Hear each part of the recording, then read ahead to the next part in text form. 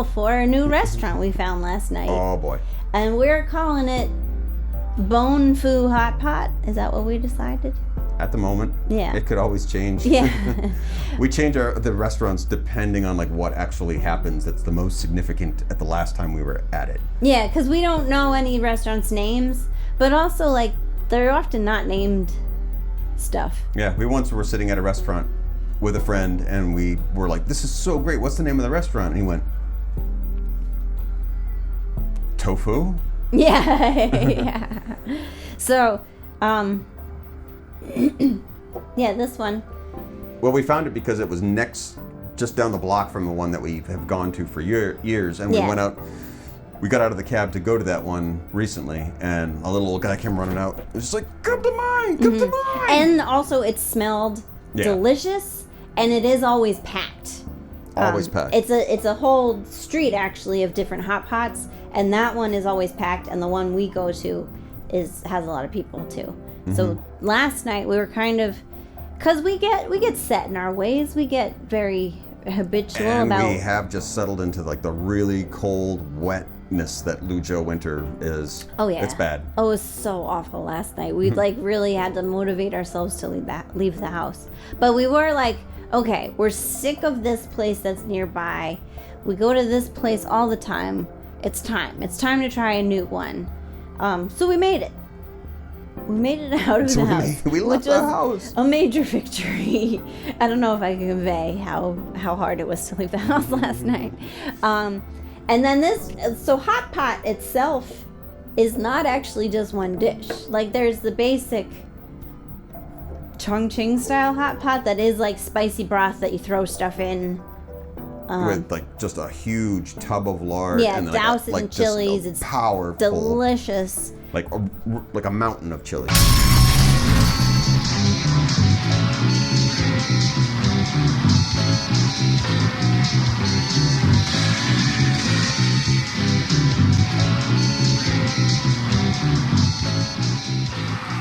Hot Bowl, brought to you by Spice. Our player tonight is Emily. I'm Georgiana here in the studio with Frank, and we're about to jump feet first into the most intense soup competition in the world.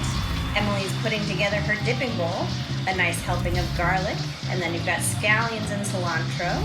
Lots of greens.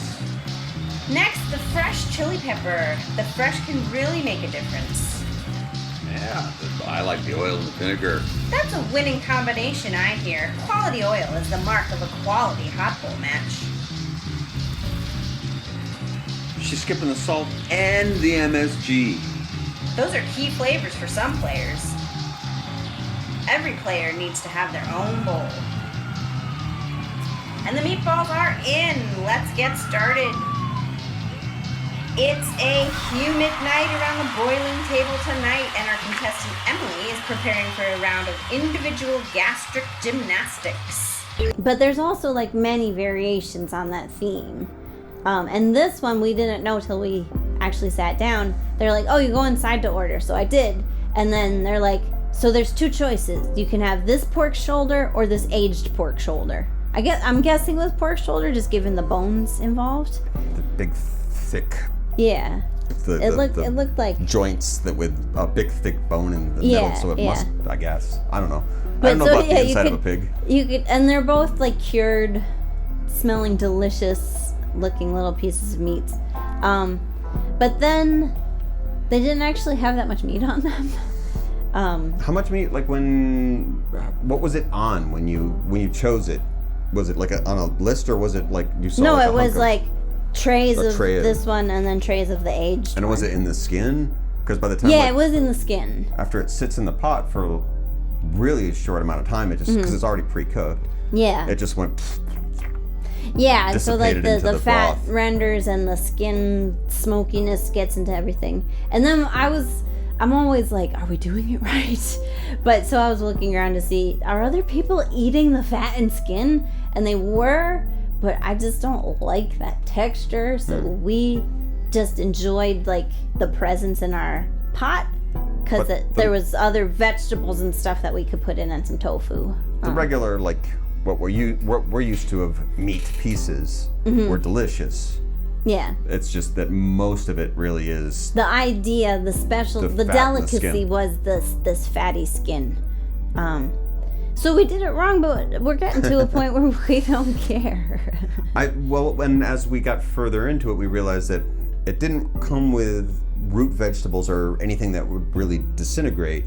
They were fibrous vegetables and hard beans, that everything that needed to stay in the pot for a long period of time. Everything could be boiled for days. Yeah, so once all the meat flavor, again, pre-cooked, smoked, and all settles into the water. It infuses the broth and then everything in it. Into the mustard greens and the beans and the tofu and even the rice noodles. They're made from sweet potato flour and then like made into a starchy kind of noodle. And they're see-through and they're like big and thick. And they're so chewy and yummy.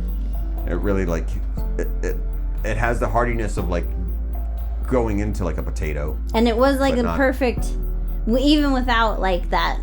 I mean the noodles were pretty hearty, but like we picked a lot of lettuce and different greens. I run into this problem with my students when I tell them what we're having for lunch. It's like, well, it's cabbage or greens. I don't know what they're all called. Because there's a bunch of different kinds of greens. We eat so many different kinds of leaves here, and I just don't know what any of it's called. Yeah, I've had some of them I've never seen before. Some of them are like close to collard greens. Some are close to spinach. Yeah, pea greens. A lot. Yeah. And a lot of them they do have like a fibrous, like the cabbages. Some of them are really thick and they're like tough to get through usually, but because I think this is meant, even the tofu itself was like. Our next tofu is a tofu that's been pressed flat, dried, and smoked, so it has a smoky flavor. Peter and I, of course, call this smoky tofu. It also is delicious. Really. Oh yeah, sometimes tofu kind of softens up and boils away, but this stayed in a block for like an hour. It looked very fermented and aged. It was kind of blue actually before we put it in. Grayish blue. Yeah. So all this stuff that like, it may just be a bunch of leaves and tofu in a meat broth, but it's made to sit there for a long time boiling in this weather that's freezing cold. Not freezing cold, but almost. It feels like it's freezing cold. 8 degrees Celsius. And raining. And we were sitting outside. With a whole bunch of other people that are like, they're braving the cold too. Cause it's made to keep us warm. It's Saturday night, let's go out and get this. And this meat. This bone foo. The bone foo it's made to permeate, even the spices with the peppercorns and everything. If you're sitting there for an hour with friends, you kind of forget, even though you're sitting outside under a tent in the rain, you just start to like, the whole warming process of the inside of your body is just like, it's good until it all wears off and it boils down, and then you're like, oh my god, it's cold out, let's go home. Let's go home. but it was really good. It's not like we're the only ones that are out there, like we're trying to do as the locals do, and it's just funny to actually be like, why would you go outside? Oh look, because this is what everyone's doing. Because this is where the food is. Well, and that's we get in these ruts, and they're tasty ruts, but then, part of living in Sichuan is that the food is just an amazing variety. And we've been learning this since we've been here. Like, if you've heard of Sichuan food, you know that it's spicy. But it's actually, there's so much variation in that spice in terms of like, the level of spice, and then like what notes are added to the spice, and what kind of cuts are, like literally how the vegetables and meats are cut to be in the bowl. So we're really lucky. It's to be in like this part of the world and like just trip on world-class food outside our door. And it is this. I think it's because it's all so powerful. I mean, it definitely took us. We ate the same thing for 1 year, and then started to branch out. And the initial sense of the red pepper and the peppercorn is just so overwhelming that like what I couldn't taste anything else. You couldn't taste anything for days. Yeah. You're done. And until you start to see, put this amount of that flavor, like a lot of the same flavors and same spices, but they're all divided in different ways. And even within the genre of hot pot, like we just thought this was going to be another variation on the restaurant 4 doors down, and still we were like, well, let's try a different one. Well, yeah, which is we have 2 hot pots like on either side of our apartment, and they're different, and so we go to them for different tastes. Reasons. Yeah. When a little old man comes running out of a popular corner and says, "Come eat," like you listen to that man. Well, but we didn't though, because we were. Well, not for a couple of weeks. Eventually we did, but we didn't at that point because we're so dedicated to the place that we usually go. We've been going there for years. We know the owner, and so like we wouldn't think like, I don't want to betray her. Right. So I don't want to be even seen down the road at another place. But because we're thinking it's just another hot pot. Yeah. It's not even the same restaurant. You might have as well said like one is like Chinese food and the other one's Mexican food. Like it's not. Yeah. It's not the same beast at all. So it's. And so it was really exciting to find. And I'm sure the one next to it is a fish one that has stuff that we've never had before. Like, but they all have peppercorn and they all have spice in it, and you make your choice of how much spice you want in it for safety. Yeah, and this is where like having been in China and having been in Luzhou for so long has really helped us navigate this, because not only like when we first got here we couldn't tell the flavors apart so well. Like we didn't just our palate wasn't so acclimated. And I'm currently listening to an interview with 𝗣𝗪cie Dunlop, who's a British woman who studied in Chengdu, and she's book right there. Yeah, she's like the foremost foreign expert on Sichuan cuisine. And this interview is really good. It's on Sinica, the podcast. Go listen to it. But she also said when she first got to Chengdu, she had hot pot and it was so spicy. She was like, I can't taste anything else. I made a huge mistake coming here. And then but then over the weeks, she also acclimated. So it is like you do need to get used to the food. Yeah. Our first time daring to even get near it by ourselves, you had no Chinese at all. So we were That's the scary part. We were just go for it, but we didn't even know how to order any kind of like drinks or refreshment or anything else that might just like, what is it? Can it come with bread? No, it can't come with bread. Don't be an idiot. But we didn't even know how to like get water or beer or juice or milk or anything. So we're just like, oh, it hurts so bad. Then we're like, and it has the hallucinogenic kind of feeling that all of a sudden the tent starts going like, what have we done? Have we been poisoned? Yeah. And then there's also so we did get 𝗣𝗪cie's book. My sister gave it to me for Christmas that year, that first year, and we looked through and we found some dishes that we liked that sounded like we would like them, so we'd go ask for them. But one of them was like 𝗵𝗵cai, which is the little pickles, which is delicious, but is also like in our area, it's not a dish. It's like comes as like they'll scoop it on as not. It's more than a garnish because you are supposed to eat it, but you don't order as a dish. You just get it with your food. So we'd go places and order it, and they'd be like, "What are you doing?" Okay, but what is the actual food you want? That's the thing we give you for walking in the door. So we'd make mistakes like that too. It's the equivalent of like going to a diner. Yeah. And you get your side of coleslaw, which you're usually told not to eat because you don't have any idea like how long has that mayonnaise been in that diner. Yeah. But it's a little scoop that goes on the side. Yeah, it's like asking for just the coleslaw. Yeah, because you don't go into a diner and just ask for just the coleslaw, please. Yeah. So there was that kind of learning curve, and then also just like not knowing any language. I remember our first, she wasn't our boss, but she was a teacher we worked with. She had written us out a list of dishes, and then you were still vegetarian at the time, so we picked out like all the vegetarian ones, so we could get vegetables okay. And then we kept ordering mapo tofu, which isn't vegetarian, by the way. It's a tofu dish with pork on top. Yeah, it's like meat crumbles all across the top of it. And like we kept ordering that until you were like, I don't really like this dish.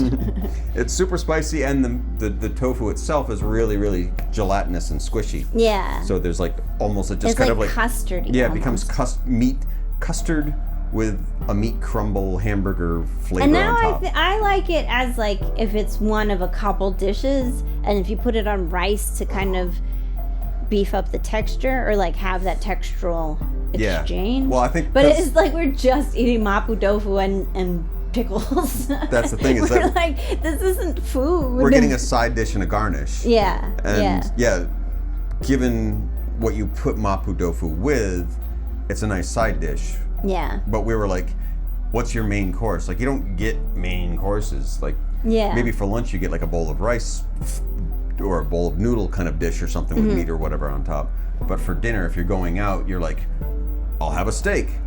Is there potatoes on the side? Like, you don't have like, this is my dish. Everyone eats from the same, so you kind of have to be like, I want a little scoop of mapo tofu. Like, you don't sit down to we spent a good hunk of time actually sitting down to my plate of mapo tofu.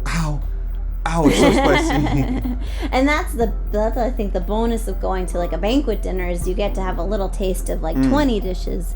Whereas like if you and I go out, we can't order 20 dishes. We have to order like between 3 and 5. Sometimes we make the mistake though of ordering a good 15 dishes. Yeah, so especially like the first time we go to a new place. Yeah. I tend to order way too much, and so we can bring it home sometimes, but yeah, if we're only 2 people, we can't eat that much. We have the general rule of you don't know what to order, so I say order whatever you think is good. Yeah. And then you're like, I don't know if it's enough, and I don't know if it's enough, and finally we have plates sitting on top of plates, and we're like, this is all so good.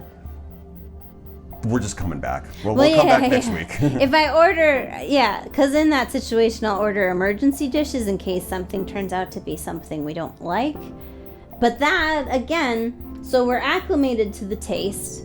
We're acclimated to the cultural norms of how people eat here. And also I can read. So I can like pick out dishes that I know will like, and I can avoid the brain, and I can avoid the tripe. And it is like, I still feel like we're cutting ourselves off from so much experience by being so picky, but I also don't like those things. So, and like, we could have eaten the fat and skin, or we had such a wonderful meal anyway last night. It was definitely filling. It was super delicious. And it's always nice that, like, especially I notice hanging out with younger people, local people that will ask us, like, do you eat the duck head? And we're like, no, we're sorry. And they're like, I don't either. Yeah. Like, not, everybody, but it's nice to just see that, like, sticky tofu. Yeah, no, I don't eat that.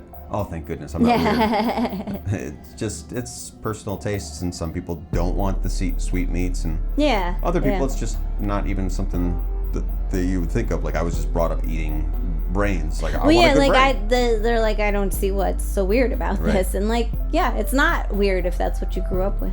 It's also going back to the vegetables too. Right off the bat, noticing like some of our small, like our junior students in our first year or something everyone would run out to lunch and get broccoli. You're like, oh yeah. What are like 9-year-olds doing with broccoli? Yeah. Like, no, we love it. I like the broccoli.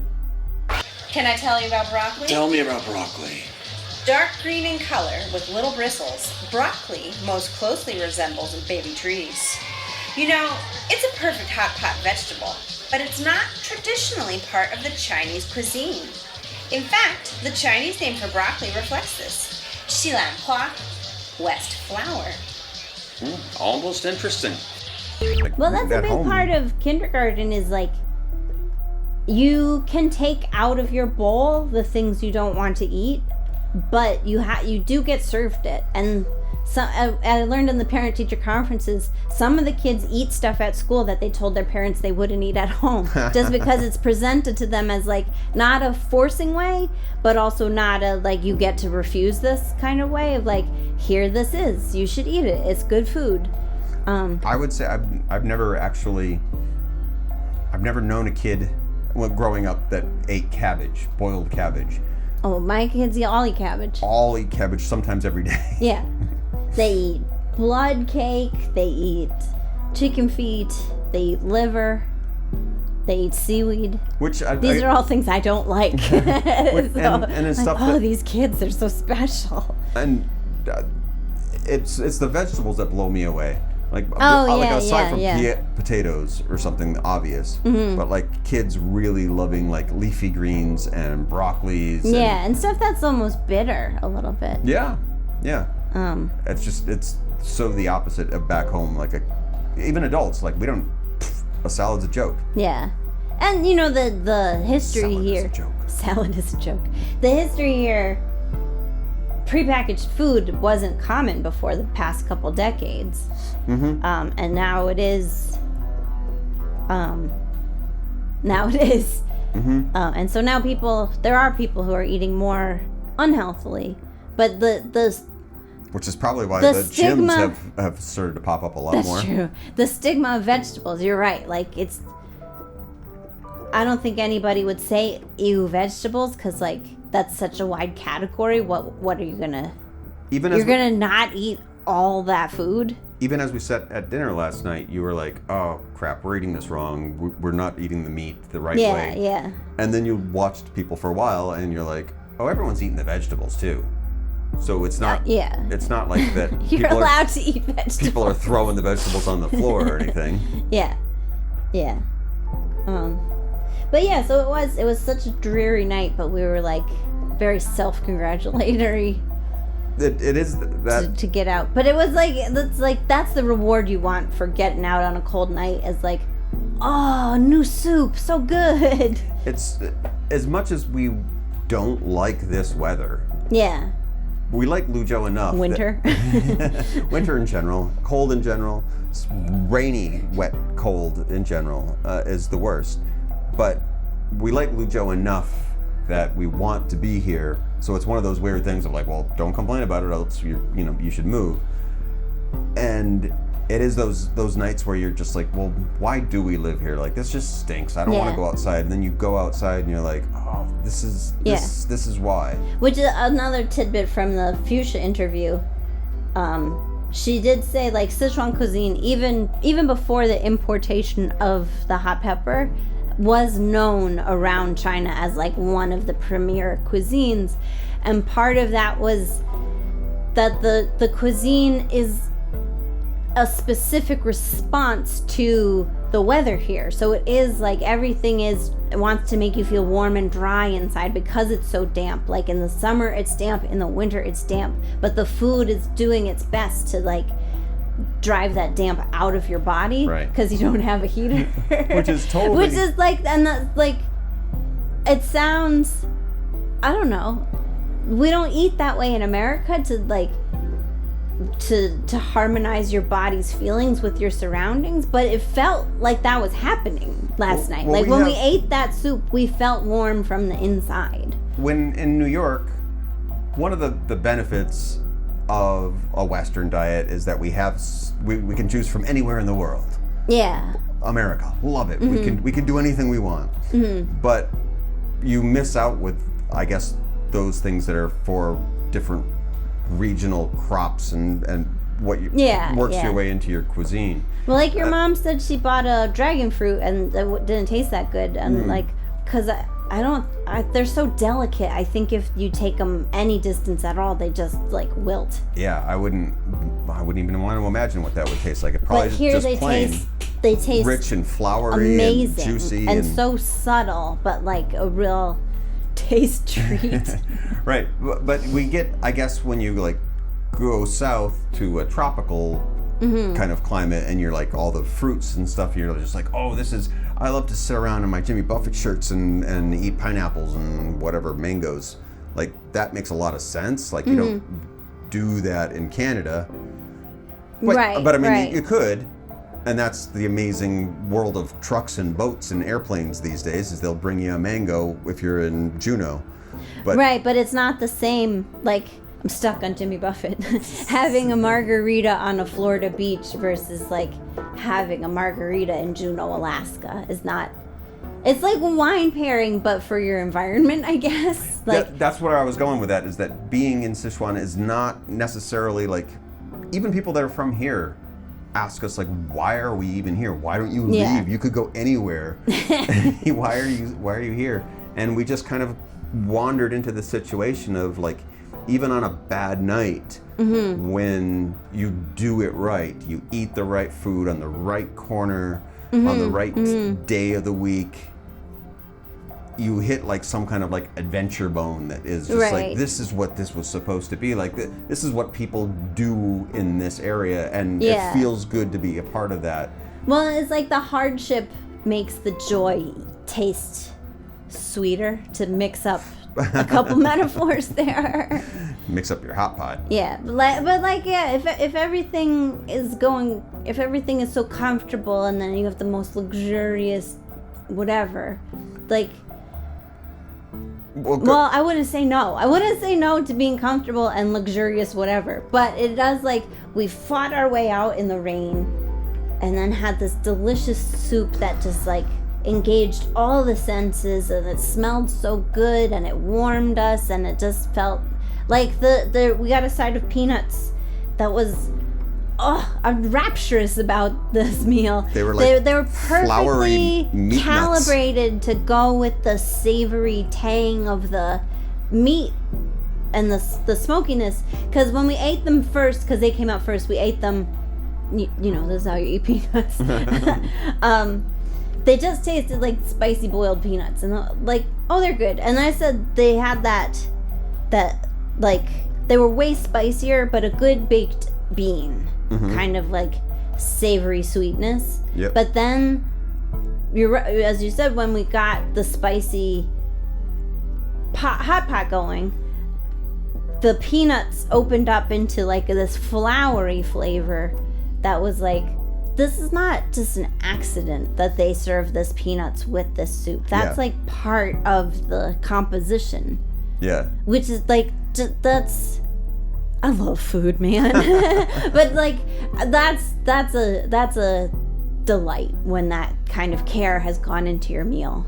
And it is with Dunlop talking about those intricacies of something that is, even somebody with a 5-star tongue that she does, that knows cuisine around the world, and could come here and be like, too much. What have I done?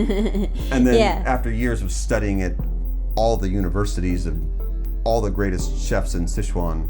Right, that these subtleties take a while to show themselves to you. Yeah, I mean, we thought we knew about food coming here. Yeah. And then we learned there's a whole map that we unlocked something that a game that we didn't even know we were playing.